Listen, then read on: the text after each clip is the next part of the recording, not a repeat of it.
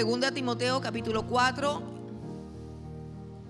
Hoy vamos a mirar, creo que la vida del apóstol Pablo es supremamente intensa, profunda, edificante, preciosa y gloriosa. Pero yo no doy para tanto. Entonces, orándole al Señor, llegué a este punto que es uno de los puntos que más me apasionan de la vida del apóstol Pablo, aunque parecieran lúgubres, parecieran tristes, pero son supremamente gloriosos. Y hoy quiero compartir el último mensaje de esta serie acerca del apóstol Pablo, o sea, algunos cuadros, algunos aspectos del apóstol Pablo, porque no pude tratarlo todo, pero quiero compartir un mensaje hoy que se titula Los últimos días de Pablo. Los últimos días del apóstol Pablo.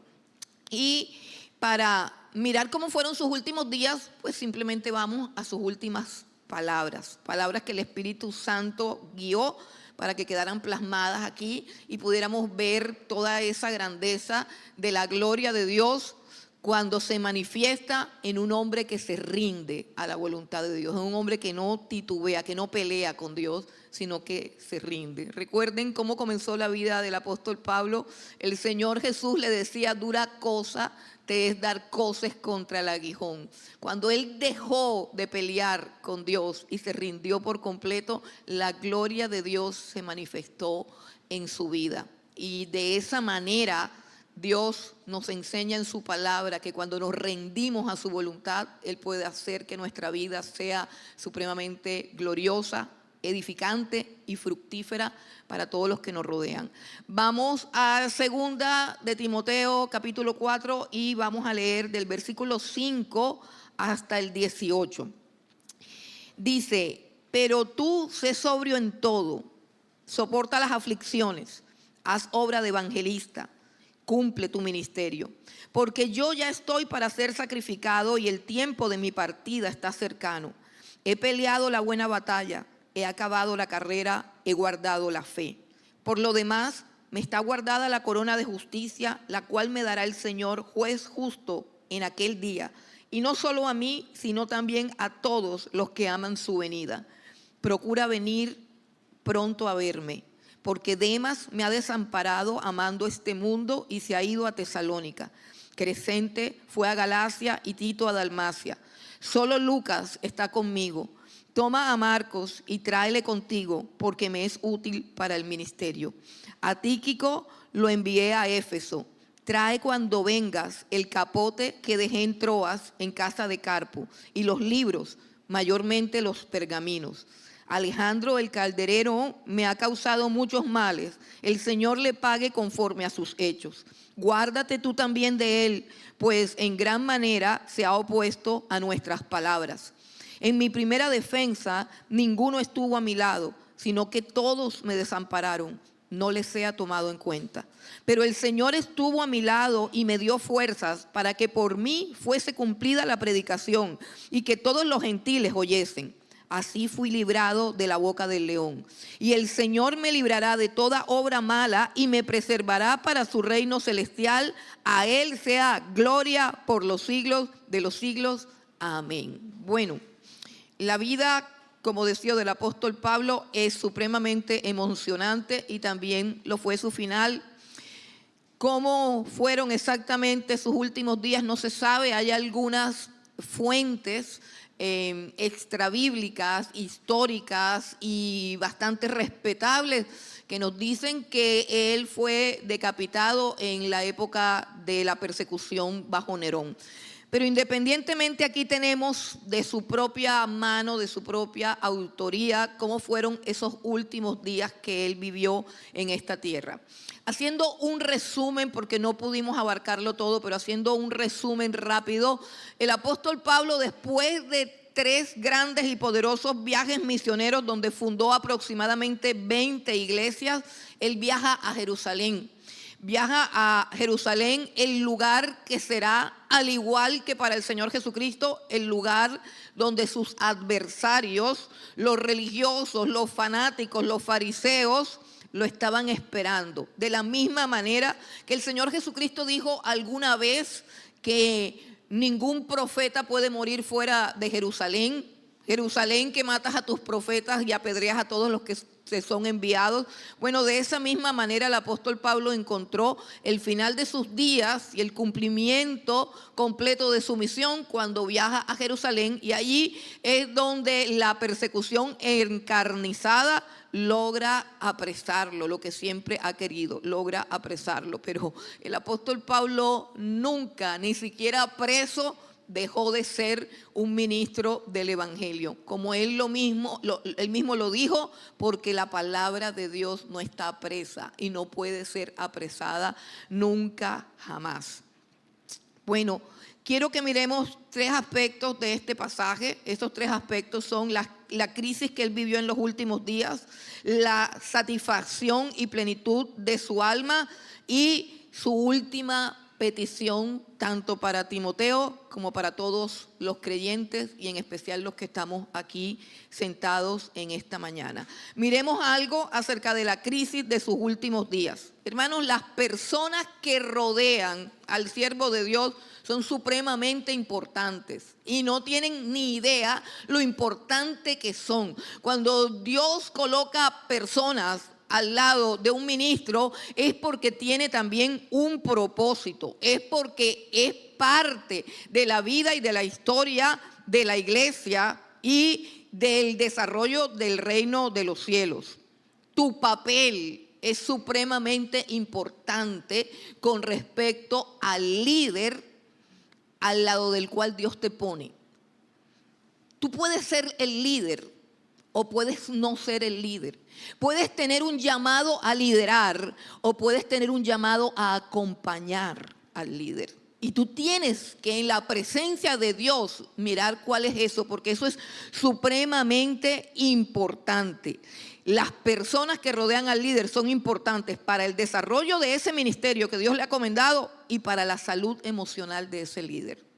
El líder necesita personas. El líder necesita a los demás. Aquí tenemos un hombre que brilla por la bajeza de sus decisiones. Si Demas hubiese sabido lo terrible que iba a ser su nombre, su fama, después de haber tomado esa decisión, si él hubiese sabido, Demas, del cual sabemos simplemente que desamparó al apóstol Pablo porque amó más al mundo. ¡Qué epitafio tan terrible y tan nefasto se ganó por una decisión tan superficial, tan baja, tan mala! Demas me ha desamparado amando más a este mundo. Si Demas hubiese sabido que esa decisión de irse para el mundo y abandonar a este hombre porque estaba preso, porque estaba loco, porque no había futuro al lado de él, porque no había esperanza al lado de él. Piensen por un momento, Demas contemplaba al apóstol Pablo en su obstinación de predicar el evangelio a toda costa, de encarar a todo ser viviente con el evangelio del Señor Jesucristo, y lo único que había conseguido era una cárcel.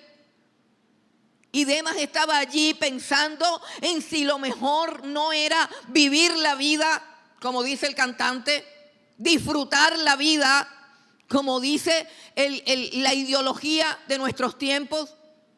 Si él hubiese sabido que generación tras generación íbamos a leer su nombre acompañado de semejante epitafio, de semejante traición, de semejante bajeza, lo hubiera pensado varias veces. ¿De qué le sirvió a Demas su amor por el mundo? Absolutamente de nada. Absolutamente de nada. Fue su propia ruina, su propia miseria. La principal prueba o dificultad que afronta el apóstol Pablo en este momento es la soledad, hermano. La soledad. La soledad es una de las cosas más difíciles de sobrellevar para el ser humano, porque el ser humano fue diseñado para las relaciones, fue diseñado para el afecto, fue diseñado para amar y ser amado. La necesidad más primaria, más básica de un alma, de un corazón, es ser amado. Es sentirse amado, sentirse acompañado y tener a quien amar. Eso es lo más importante. Digan lo que digan, hablen lo que hablen. Eso es lo más importante. Y para un ministro es supremamente importante. Sin embargo, la mayoría de los ministros del Evangelio experimentan soledad. Soledad porque muchas veces el ministro se retrae, porque cuando el ministro abre mucho su corazón, su vida, su casa, y muestra su vulnerabilidad y muestra lo que él es naturalmente, entonces las personas ya no lo respetan, ya no lo apoyan, ya no lo aman y fácilmente se convierten en sus enemigos, en sus detractores. Los siervos de Dios a veces deciden encerrarse para evitar conflictos, para evitar problemas. Pero todos los siervos de Dios experimentan ese sentimiento de soledad, de no encontrar a otra persona que simplemente los pueda apoyar sin exigirle más allá de lo que normalmente se le exige a un ministro. La soledad es una cosa supremamente difícil, pero no todos los que están aquí son ministros, pero estoy segura que muchos de los que están aquí experimentan soledad, aún en sus propias casas, aún al lado de sus cónyuges, aún alrededor de sus hijos, experimentan soledad. Experimentan falta de amor, falta de afecto. Experimentan que no pueden amar a los demás porque su amor no puede ser recibido ni comprendido. Y eso precisamente lo anunció el apóstol Pablo. El apóstol Pablo anunció de un problema social que vendría cuando los hombres enfermarían en su alma.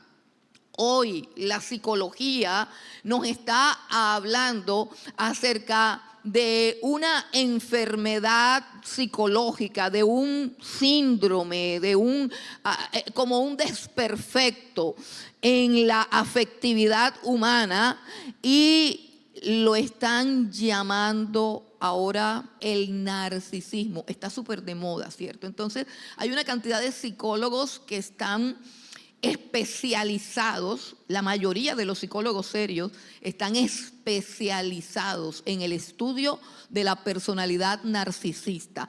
Es de lo más normal en una casa, en un hogar, en una familia, el narcisista. Y ahora nosotros lo que hacemos es insultarnos los unos a los otros con que tú eres un narcisista. Pareciera como una enfermedad nueva de la época, pero fue una enfermedad profetizada por el apóstol Pablo en estos tiempos peligrosos. Si tú te devuelves un poquito nada más al capítulo, segunda de Timoteo capítulo 3, versículo 1. Versículo 2, bueno, desde el 1 dice, también debes saber esto, que en los postreros días vendrán tiempos peligrosos. Y uno dice peligrosos por los atracadores, por la billetera.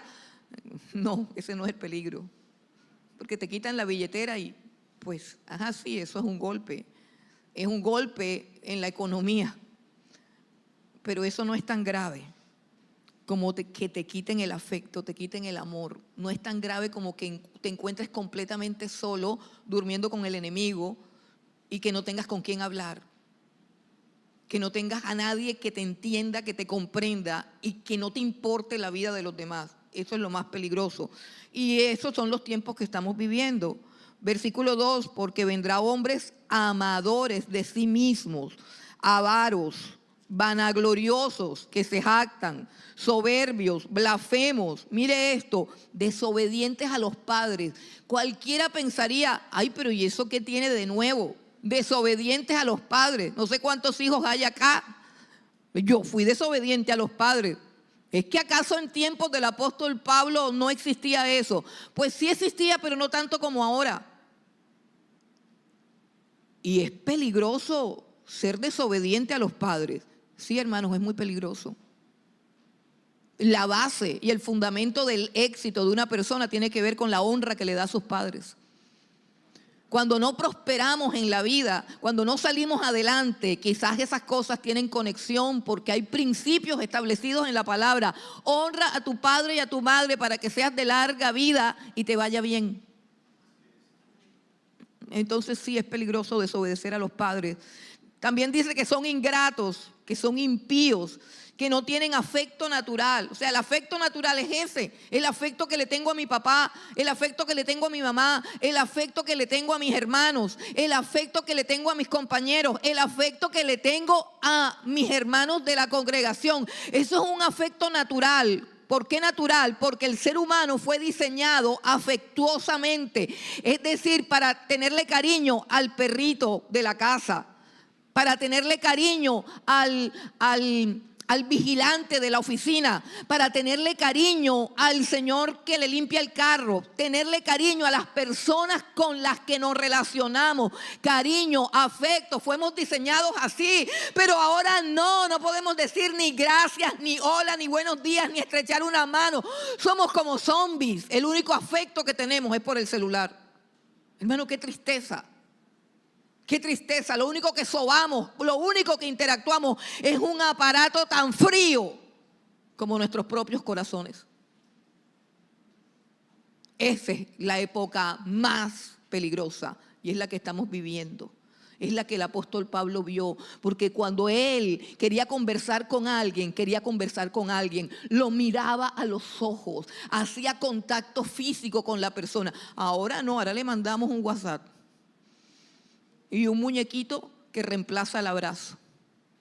Y un corazoncito que reemplaza el afecto. Todo es reemplazado por lo falso, por lo frío, por lo mentiroso, por lo virtual.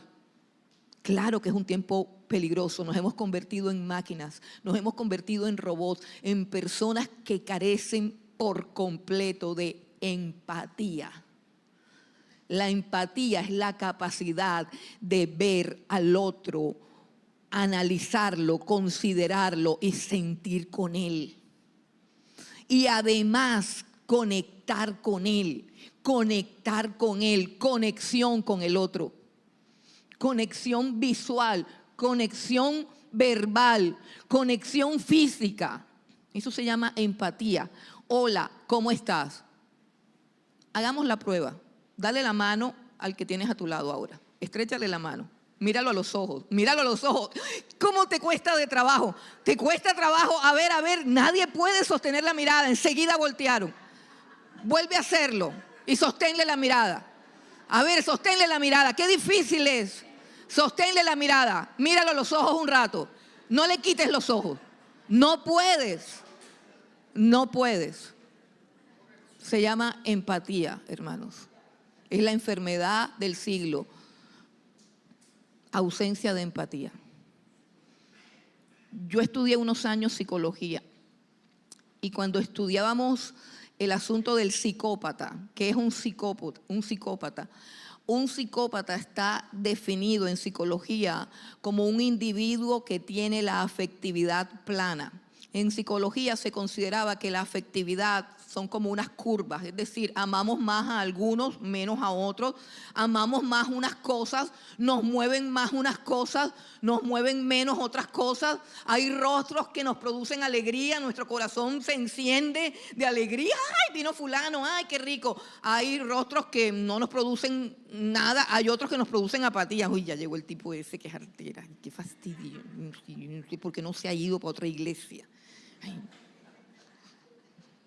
Y hay otros que no nos da nada, ese es el peor. Cuando usted pasa a la gente y usted no siente absolutamente nada, ni frío ni calor, ni emoción, ni suspenso, ni fastidio, ni no siente nada. Bueno, eso se llama afectividad plana y se llama psicopatía. Así que estamos en la época de los psicópatas, el que no le importa para nada la persona que está a su lado. ¿Qué tan fácil es para ti conectar? ¿Qué tan fácil para ti es ponerte en los zapatos de otro? Nosotros crecimos enseñándonos, que nos enseñaban eso. A mí en el colegio me enseñaban eso. Yo estudié en un colegio de monjas y nos enseñaban eso, la empatía. Cómo me pongo yo en el zapato del otro para entenderlo antes de hablar de él o de relacionarme con él. ¿Cómo yo trato de entender lo que la otra persona está tratando de hacer? ¿Cómo puedo yo enmarcar todo lo que veo de esa persona en su historia, en su vida, en su pasado, en sus circunstancias actuales? ¿Cómo me pregunto yo? ¿Cómo vienes tú? ¿De dónde vienes? ¿Dónde trabajas? ¿Dónde estudias? ¿Qué haces tú para venir? Fue solamente dar la mano y una mirada. ¿Qué tal si les pongo en una conversación? Una tarea de una conversación. Que le preguntes cómo llegaste. ¿Llegaste en carro? ¿Llegaste en taxi? ¿Llegaste en bus? ¿Quién te trajo? Ok. La soledad es una de las enfermedades más terribles del alma. De hecho, cuando Dios hizo el mundo, dijo que todo estaba bueno y que todo era bueno en gran manera. Pero cuando se quedó mirando a Adán, dijo, no es bueno que el hombre esté solo. El sentido de las relaciones es la compañía. Es la compañía, hermano. Es más, muchas veces no necesitamos que nos digan nada. Simplemente que estén a nuestro lado. Solamente con eso basta. La soledad del apóstol Pablo por contemplar todo lo que pasaba. La segunda cosa que agrava su crisis de sus últimos días es la traición. Ya vemos que dice, Demas me ha desamparado. Mire la palabra que escoge. No dice Demas se fue. No dice, mira, el Demas ese mundano, desordenado, mujeriego, vividor, sinvergüenza, se fue. No. Miren que sale de lo profundo de su corazón. Desamparado. Demas me ha desamparado. O sea que la presencia de Demas en la vida del apóstol Pablo era un refugio, era un amparo. Y estoy hablando de un hombre de visiones, de una intimidad profunda con Dios. Y cuando se va Demas no dice, ay, ya se fue el mundano ese. No, dice, Demas me ha desamparado. Desamparado. Porque amó más las cosas del mundo. ¿Puede tu sola presencia ser tan preciosa y tan valiosa que cuando te vas dejas un vacío tan terrible? Hermano, no desampares a las personas que están a tu lado. No abandones al que está a tu lado solamente porque lo ves todo el día. ¿Qué sabes tú cómo siente, cómo piensa? ¿Por qué está pasando? ¿Por qué está sucediendo? Tenemos que ser amparo para las demás personas. Tenemos que ser amparo para los que nos lideran. Tenemos que ser un refugio, tenemos que ser un amparo para los demás. Y sobre todo tenemos que ser fieles. La mayoría de ustedes no viene a los servicios de los miércoles, pero hemos estado hablando de la historia de Ruth, una jovencita extranjera que sabía completamente lo que era ser fiel en una relación, ser fiel a una persona que está quebrantada, que está herida y que necesita a alguien a su lado. Ruth dijo, mi suegra perdió a su esposa y a sus hijos, yo no puedo desampararla. Y eso se constituyó para Ruth en el sentido de su vida. Pero ¿por qué no podemos ser simplemente compañía? ¿Por qué no valoramos eso? Porque amamos el mundo. Porque amamos el mundo. Y nos parece poca cosa ser el que acompaña. Nos parece poca cosa ser el que ayuda. Nos parece poca cosa ser el que colabora. Nos parece poca cosa ser el que siempre está ahí. No, nosotros queremos ser el protagonista del show. Amando más al mundo. ¿Qué es el mundo? Pues la Biblia lo define como los deseos de los ojos, los deseos de la carne, la vanagloria de la vida. El mundo es todo lo que mis ojos desean tener, codicia. El mundo es los deseos de la carne, todo lo que mi cuerpo quiere experimentar en cuanto al placer. El mundo es la vanagloria de la vida, toda la fama y el reconocimiento que quiero recibir, que quiero obtener. Cuando esas tres cosas gobiernan mi vida, yo no puedo ser amparo ni refugio para nadie. Mi vida en el Evangelio y en el reino de los cielos no tendrá jamás ni fruto, ni propósito, ni galardón. porque esas tres fuerzas me apartarán siempre de Jesús, de su obra y de su iglesia. La traición de Demas. Bueno, pero no fue solamente Demas. Resulta que hay otro señor acá que se llama Alejandro. Alejandro el calderero, versículo 14, me ha causado muchos males. El Señor le pague conforme a sus hechos. Guárdate tú también de él. Es peligroso. Alejandro el calderero es miembro de una congregación. No se crean que es una persona ajena a la iglesia. No. Guárdate tú también de él, pues en gran manera se ha opuesto a nuestras palabras. Alejandro el calderero es de los que usaba lo que el apóstol Pablo predicaba para torcerlo, para cambiarlo, traía cosas raras, estorbaba y molestaba. Alejandro el calderero también era un traidor al evangelio. Pero luego también dice en el versículo 16, en mi primera defensa ninguno estuvo a mi lado, sino que todos me desampararon. Aquí se refiere a todos los que pudieron en ese momento estar allí y decidieron no estar. Decidieron no estar. Decisiones.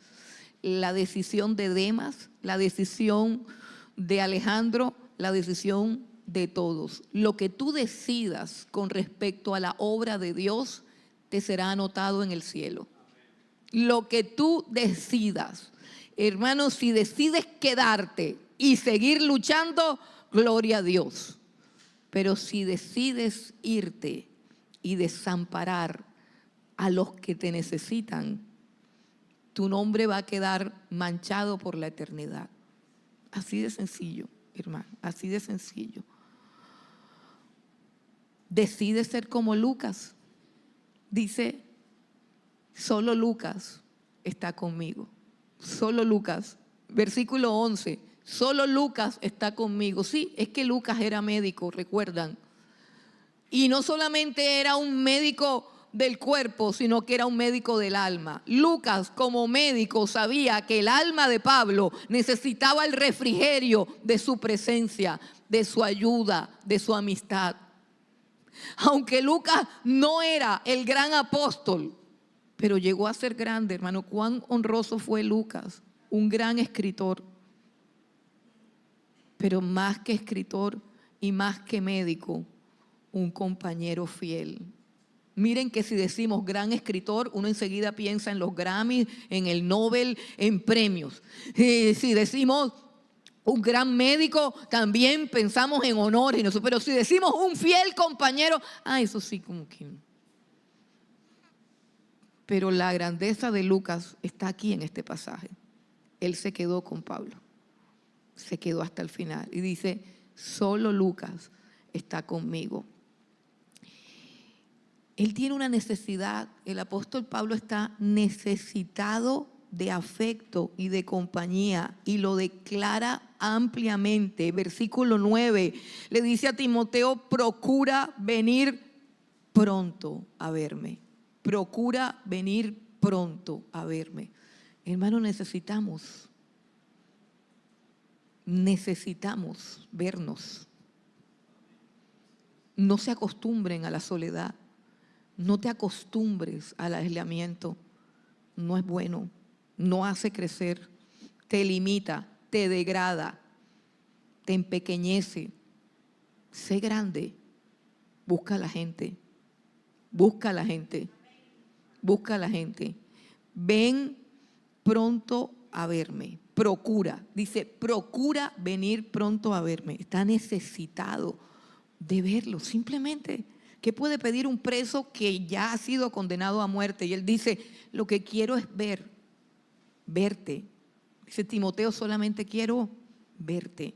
Cuán bueno es ver a las personas que amamos. Cuán bueno es ver a las personas queridas. Cuánta necesidad tenemos de entender esto.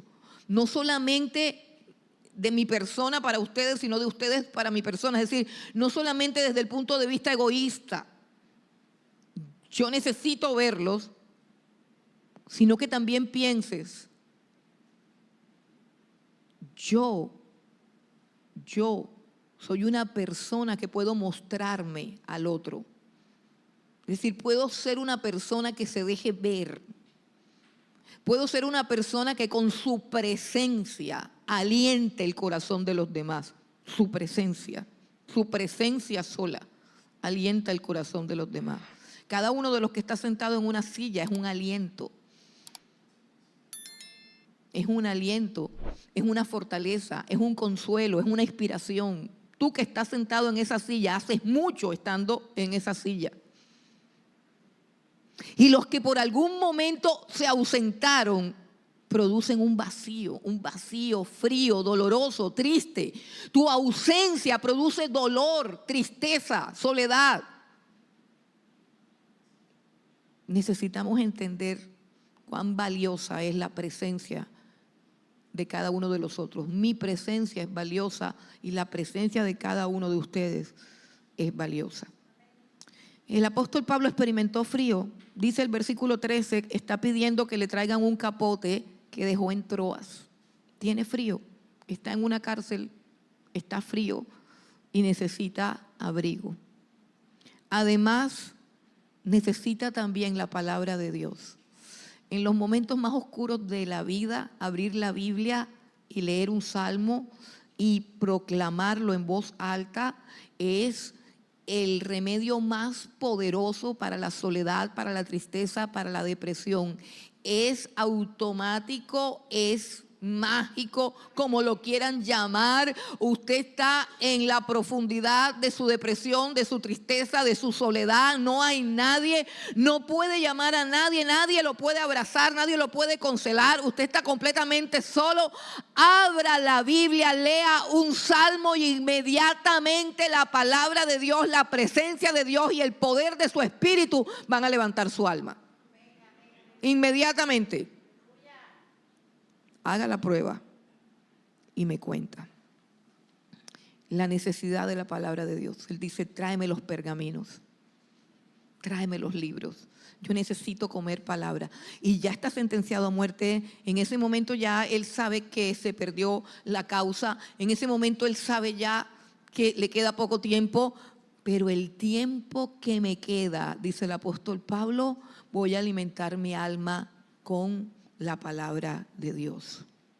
Que el tiempo que nos quede sea para llenarnos de su palabra y no de necedad.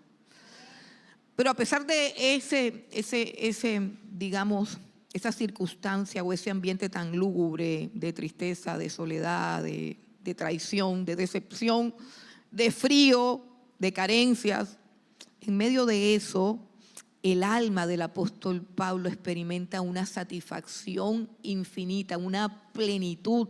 El apóstol Pablo experimenta paz, experimenta contentamiento, experimenta satisfacción, que es la que debemos sentir no solamente ahora, sino todos los días de nuestra vida. ¿Y por qué cosas? Bueno, la satisfacción del alma de Pablo está ligada a tres aspectos principales. El aspecto principal de la satisfacción es que el apóstol Pablo sabe que ha llegado su final. Es decir, el apóstol Pablo ha sido un hombre que ha tenido clara toda su vida que nosotros o que él está en la tierra por un segmento de tiempo, que no somos eternos, que esto no va a durar toda la vida. Él conoce perfectamente que la duración de la vida de todo ser humano tiene una longitud determinada en el cielo por Dios. El día que usted nació estaba escrito en el cielo y el día en que se va a morir también está escrito y eso no puede ser cambiado con nada. Usted lo único que puede cambiar es la forma como va a vivir ese segmento de tiempo que el Padre le ha regalado en su misericordia. Tú solamente defines cómo lo vives, la calidad de vida, la clase de vida, tú defines eso, pero la duración no la define sino Dios que está allá en el cielo. Miren que el apóstol Pablo lo dijo en Hechos, capítulo 17. Vamos un momento a Hechos, capítulo 17. Cuando él da su mensaje en Atenas. en Hechos capítulo 17, el versículo 26. Él está en el panteón frente a todas esas estatuas de dioses falsos, y él dice algo bien, bien importante y bien profundo. Hechos capítulo 17, el versículo 26, dice: y de una sangre, refiriéndose a Dios, al Dios no conocido, si recuerdan. Dice: y de una sangre, ese Dios que no has conocido, dice, y de una sangre ha hecho todo el linaje de los hombres para que habiten sobre toda la faz de la tierra, y les ha prefijado. La palabra clave es prefijado. Les ha prefijado el orden de los tiempos, o sea, ¿cuándo vas a vivir? Si vas a vivir en la época de Luis XV o en esta época. Eso lo prefijó Dios. Le ha prefijado el orden de los tiempos y los límites de su habitación. ¿Hasta dónde irías y cuánto tiempo vivirías en este lugar? Eso está ya determinado. Eso está ya determinado. El apóstol Pablo fue el que escribió esto y fue el que predicó esto, así que él sabía. Pero dada su comunión y su intimidad con Dios, y leyendo e interpretando correctamente cada acontecimiento de la historia que está ordenado soberanamente por la mano de Dios, él pudo comprender que su tiempo se había agotado. El apóstol Pablo sabe que la vida es como una libreta, como una valera. Tú sabes, cuando a uno le dan una valera con una cantidad de recibos, ¿cierto? Cada día que pasa, tú agotas un recibo. Y nosotros no sabemos si se nos está acabando la valera o si va por la mitad o si te quedan 2 o 3 recibos. Pero cada día que pasa, se agota la valera, hermano. Y el apóstol Pablo enseñó que tenemos que redimir bien el tiempo, porque los días son malos. ¿Y qué tiene de malo los días? Que cada día que pasa se te añade vejez, deterioro. Si por ejemplo pasa un día en tu vida y no haces nada valioso, no haces nada significativo, al día siguiente te levantas con un sentido de frustración y de vacío. Porque los días no están para verlos pasar. Los días están para llenarlos de vida, de la gloria de Dios, de decisiones importantes, de trabajo, de esfuerzo, de entrega, de pasión. Los días tienen que ser vividos para Dios. Tienes que orar como el salmista del Salmo 90 que decía: Señor, enséñame a vivir mis días de tal manera que traiga al corazón contentamiento. Enséñame a aprovechar el tiempo. Enséñame a ser productivo. Porque los días no vendrán, no regresarán. Sin embargo, hermano, la vida comienza realmente no cuando nacemos, sino cuando conocemos a Jesucristo. Mi vida no comenzó cuando nací, aunque eso es parte de mi historia y hay muchos aportes y muchas cosas valiosas. Pero uno comienza a vivir realmente cuando conoce al Señor Jesucristo y cuando deja de dar cosas contra el aguijón y se rinde a su voluntad. Porque cuando conocemos al Señor Jesucristo, conocemos no solamente la gloria de Dios que está escondida en Él, no solamente la obra, el amor, la gracia, la paz y todas las cosas preciosas que están en Cristo Jesús, porque en Él están escondidos todos los tesoros de la ciencia y del conocimiento de Dios. No solamente conocemos a Dios el Padre en Cristo Jesús, sino que también conocemos quién somos y para qué estamos aquí. Y ahí es cuando la vida comienza.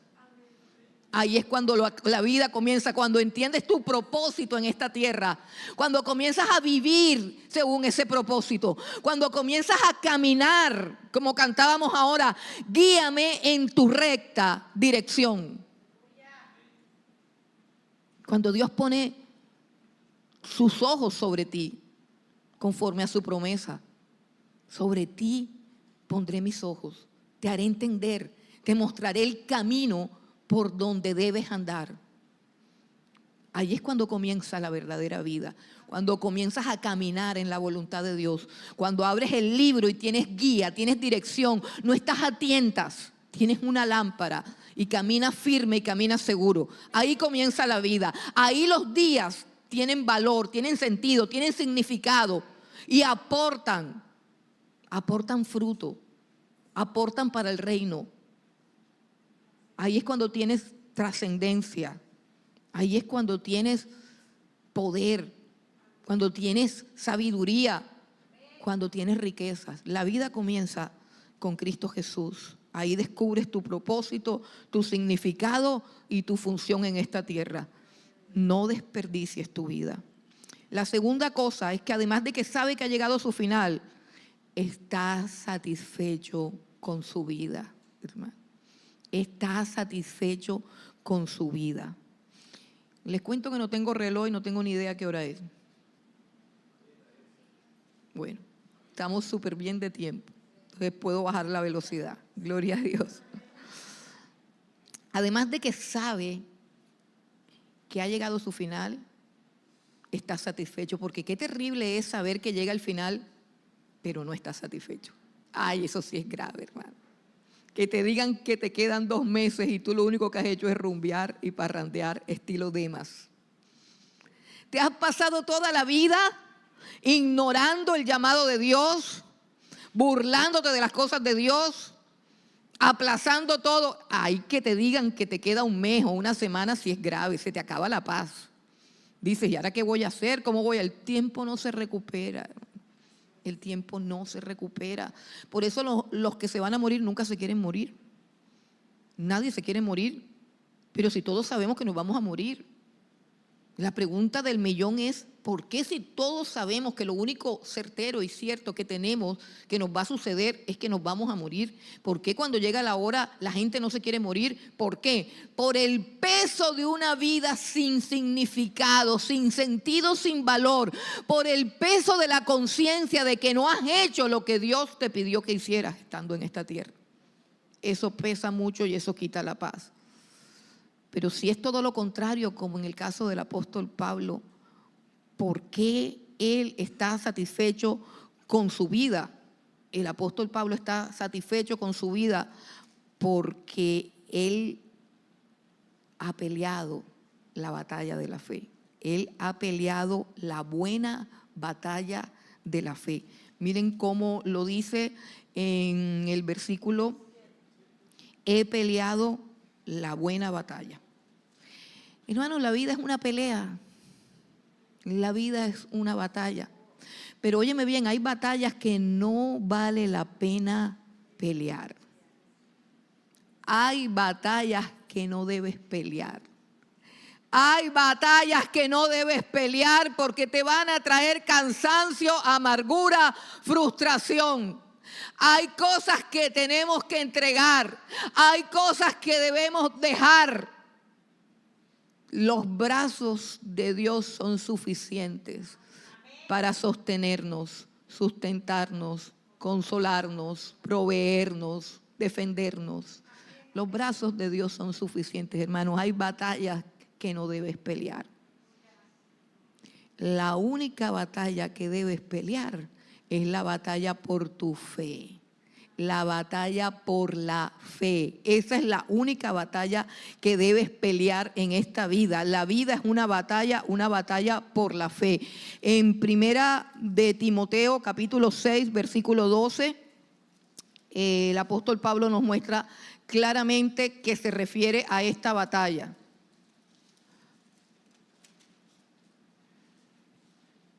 Dice 1 de Timoteo 6, 12, pelea la buena batalla de la fe, echa mano de la vida eterna, a la cual asimismo fuiste llamado, habiendo hecho la buena profesión delante de muchos testigos. La buena batalla de la fe Echa mano de la vida eterna. Hermano, la vida eterna es Cristo Jesús, su palabra, su presencia, su iglesia, su pueblo, su reino. Esa es la batalla que tienes que pelear. La batalla contra tu carne, la batalla contra tu orgullo, la batalla contra tus dudas, la batalla contra las pruebas, la batalla con esa voz que dice, déjalo todo, abandona todo.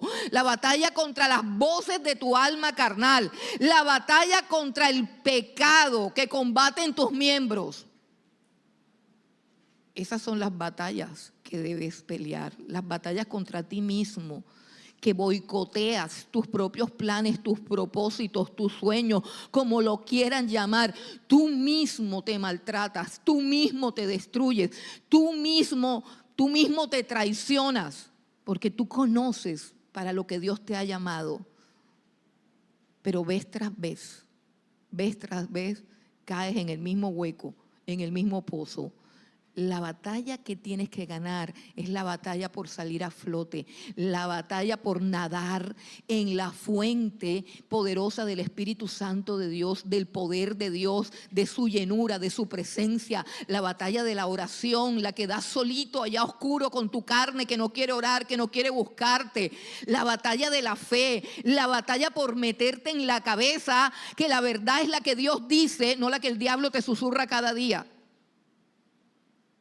Pelea la buena batalla de la fe, echa mano de la vida eterna. Y el apóstol Pablo dice, estoy satisfecho porque me he dedicado a eso, a pelear la buena batalla de la fe. No me he rendido. Esa es la clave, hermano, esa es la clave. La clave es no rendirte, pelea. Si sientes que en este momento estás tirado en la lona porque te han noqueado de un golpe, el conteo no lo han terminado. Escucha bien, todavía te puedes levantar, todavía te puedes levantar y con fuerzas nuevas que te da Dios para que le des el golpe último y final al enemigo, porque la Biblia decreta que tú eres más que vencedor. Aleluya, gloria a Dios, gloria a Dios. Tienes que pelear la batalla contra el resentimiento, porque si traicionaron a Jesús, si traicionaron a Pablo, si traicionaron al otro, si hablaron mal del otro, ¿qué esperas tener tú? O sea, ¿por qué estás esperando algo que ni siquiera Jesús obtuvo, que ni siquiera Pablo obtuvo? No esperes eso, pelea la batalla de la fe con las cosas que tienes. Tienes perdón de pecado, tienes salvación, tienes el Espíritu Santo, tienes armas de justicia. Las armas tuyas son poderosas. Dios está contigo y nadie puede hacerte frente, porque si Dios está contigo, nadie puede estar en tu contra. Nadie puede estar en tu contra. Que el Señor sea suficiente para ti como lo fue suficiente para Pablo. La batalla de la fe es la más importante. Es una batalla contra la depresión, es una batalla contra el desánimo, es una batalla contra el cansancio, es una batalla contra la duda, es una batalla contra todo lo que se opone a que se cumpla en tu vida el propósito de Dios. La tercera cosa que mantiene el alma del apóstol Pablo en plenitud, en satisfacción, es la certeza de su galardón. A mí me encanta lo que el apóstol Pablo dice, porque él no está diciendo, allá me está esperando la guillotina. Así, porque es que a la gente le encanta hacerse la víctima. Es que ese cuento de pobrecito yo, porque de alguna manera creen que hay algo de honorable en el sufrimiento por sí mismo, o sea, sufrir por sufrir, que yo diga la que más he sufrido soy yo. Es algo así como un orgullo, el orgullo del sufrimiento. Es que a mí me ha tocado duro en esta vida. Nos encanta decir eso, para ser exaltados porque, ay, pobrecitos por la lástima. Y él no está diciendo, ay, me está esperando la guillotina esa terrible, van a arrancarme la cabeza del cuerpo, yo que he sido esto y esto y esto y esto. Porque ese discurso es tan carnal, pero al mismo tiempo, hermanos, tan común. Vea, yo los oigo y digo, caramba. Pero bueno, hay gente que le hace falta esta certeza, hermano, la certeza que tenía el apóstol Pablo aún en los peores momentos de su vida. Dice el versículo 8, por lo demás me está guardada la corona de justicia, la cual me dará el Señor juez justo en aquel día, y no solamente a mí, sino a todos los que aman su venida. La certeza que él tiene de su premio, de su galardón, de que ha ganado, de que ha cumplido, de que ha obedecido. La certeza de su galardón, hermano. Una corona de justicia, un juez justo. Miren lo que tenemos. Tenemos una corona de justicia. Tenemos un juez justo que nos va a juzgar con justicia. Hermano, tenemos un día señalado, dice, en aquel día. Hay un día señalado para nosotros. Hay un día señalado para la iglesia. Hay un día señalado para los hijos de Dios, en donde vendrá el Señor por nosotros. Dice, un día señalado, anhelado, esperado, el día de su venida. 3 cosas son certeras en la vida de todo creyente: una corona de justicia, un juez justo y un día señalado, el día de nuestra victoria, el día de nuestra coronación. Tómate un tiempo para examinarte y quizás para animarte un poco. ¿Qué cosas has sufrido? Ahora sí piensa en las cosas que has sufrido. Piensa por un momento en las personas que te han abandonado, en las personas que te han dejado. Puedes hacer un inventario de las cosas que perdiste, de si fuiste objeto de trampas. O sea, si yo hago un balance, puedo decir, bueno, sí, yo tengo de todo eso. O sea, tengo de todo eso en la lista. Tengo tramposo, me estafaron, me embaucaron, perdí plata, perdí amigos, perdí gente. Sí, sucedieron muchas cosas. Puedes tener una lista y ahora piensa por un momento de lo que has perdido, piensa. Haces un balance de este año, ¿qué tal te fue? Bueno, de pronto no me fue muy bien, que digamos. Termino con un déficit, deudas por cobrar y el acreedor no piensa pagar. Bueno, hermanos, de pronto, esa platica se perdió. Esa platica se perdió, tiene que hacer borrón y decir, no se pudo. Pero hay una cosa, mírate, estás aquí. Estás aquí delante de Dios. Tienes 2 oídos y están oyendo hoy su voz. Estás en su presencia. Nada te derribó, nada te destruyó, nada te amilanó. Estás en la fe. Tienes a Cristo. Tienes fe. Tienes una iglesia donde ir, donde agradecer, donde oír la voz de Dios, y tienes un futuro por delante para trabajar. Date un aplauso. Bendito sea Dios. Bendito sea Dios. Y termino ya con la última petición del apóstol Pablo, el último deseo del apóstol Pablo. En el versículo 5, cuando comenzamos, dice, pero tú sé sobrio en todo. Último deseo del apóstol Pablo. Escucha, por favor, escucha lo que te pide el apóstol Pablo, porque esto es palabra de Dios, porque el que lo inspiró fue el Espíritu de Dios. Así que Cristo estaba en él pidiéndole a nosotros en este tiempo y en este momento, sé sobrio. ¿Qué significa eso? Hermano, que no te dejes llevar por tus pasiones, que no te debes dejar te debes dejar llevar por tus deseos desordenados, por la concupiscencia. ¿Qué es lo que te trae de allá para acá?